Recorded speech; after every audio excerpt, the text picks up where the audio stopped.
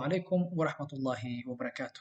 هو عريف channel maanta waxaan rabaa inaan ka hadlo waxyaabaha update-ka dhanka tiknoolajiyada.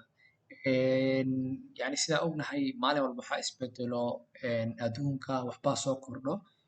Qaybtan waa qayb ka mid ah yani programkeena oo digital marketing update-ka ama suuqa tiknoolajiyada iyo waxyaabaha update-ka.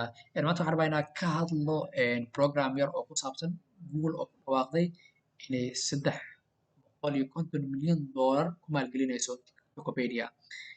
Shirkadda weyn ee aan naqaano oo qof walbana uu yaqaano sababta u ah in yani maanta adduunka qofka uu wax ka baaro Google-ka ama internet-ka iyo sidoo kale shirkadda isku xirto telefoonada sida Android-ka shirkadda iskale waxay ku dhawaaqday inay maalgelin ballaaran ku samayn doonto Wikipedia.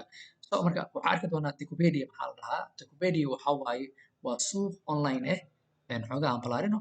Wikipedia waxaa waaye waa suuq online oo laga leeyahay waddanka Indonesia kaasoo isku xira dadka wax iibiya iyo kuwa wax iibsada.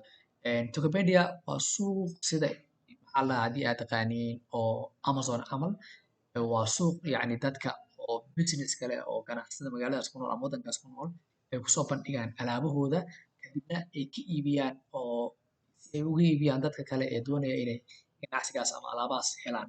Marka waa yani suuq kaliya isku xiro dadka ganacsatada ah iyo dadka oo macaamilka ah isku xiro si alaabaha loogu fududeeyo delivery-ga ama gurigooda loogu geeyo. Wikipedia marka waa suuqa ugu weyn haddana ugu caansan Indonesia qaybna ka ah horumarka dhaqaalaha waddanka. 1% oo wuxuu ka yahay dhaqaalaha waddanka yani suuqaas sida uu u shaqeeyo economically sida dadku isugu xiro transactions-ka ama ganacsiga dhexdiisa ka dhaca maalinkii wuxuu ka yahay yani 1% dhaqaalaha waddanka Indonesia. Laakiin marka la dhaho waa la maalgeliyey ma ahan micnaheeda inay Google iibsatay system-kaas ama yani platform-kaas kaliya waa maalgelin ay ku samaynayso si yani ganacsigaas ugu hormaro.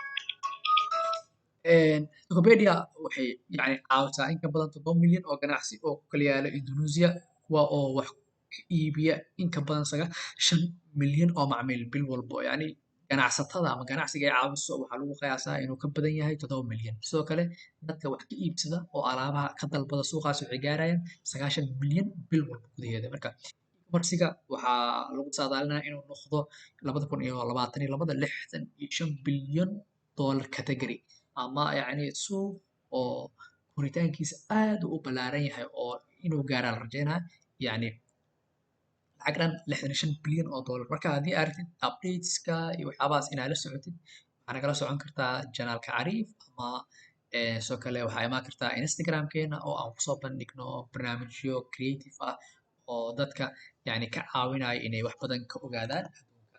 Marka soo booqo channel-ka waxaa la dhahaa Cariif.